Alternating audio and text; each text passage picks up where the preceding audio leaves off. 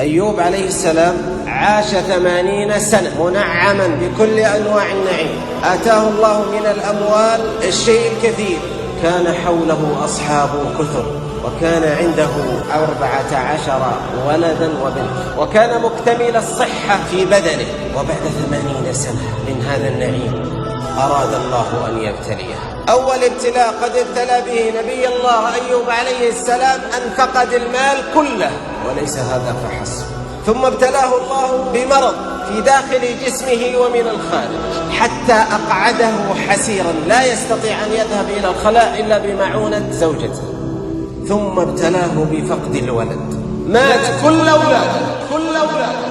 والعجيب أنه كان صابر وشاكر ومحتسب أجره عند الله، واستمر على هذا البلاء 18 سنة. الأصحاب الكثر الذين كانوا حوله فقدهم كلهم، ولم يبق معه إلا تلكم الزوجة الصالحة، حتى أنه أخرج على أطراف القرى حتى لا يعدي الناس بمرض. ومن شدة الفقر أصبحوا ما يجدون الطعام، فاضطرت هذه الزوجة التي كانت زوجة هذا الرجل الثري أن تخدم في بيوت الناس كي تحصل على المال لتطعم زوجها عليه السلام. في يوم من الأيام تقول: يا نبي الله، أنت نبي ومستجاب الدعوة، ألا تدعو الله أن يشفيك؟ فقال: يا امرأة، كم بقينا في السراء؟ قالت: 80 سنة. قال: إذا بقيت في البلاء 80 أخرى دعوت الله. ومرت الأيام وأصبح الناس لا يقبلون هذه الزوجة أن تعمل عندهم، فضاق عليهم الحال.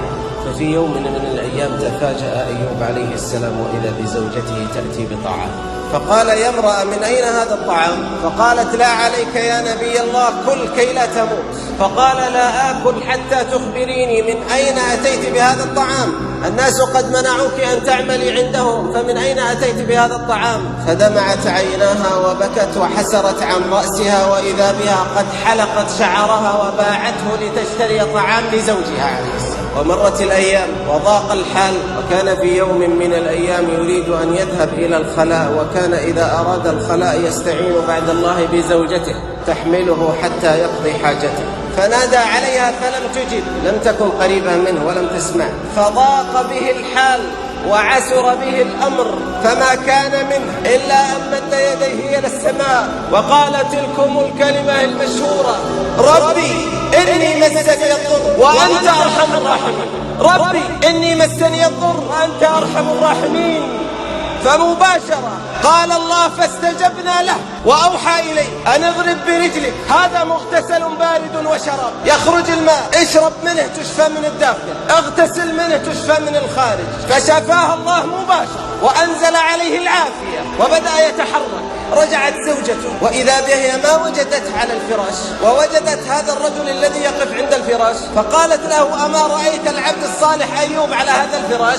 قال: أنا أيوب وقد شفاني الله. ثم إن الله يصف حاله في كتابه ويقول عنه: نحن اختبرناه وابتليناه ولكننا وجدناه صابرا، إنا وجدناه صابرا نعم العبد إنه أواب.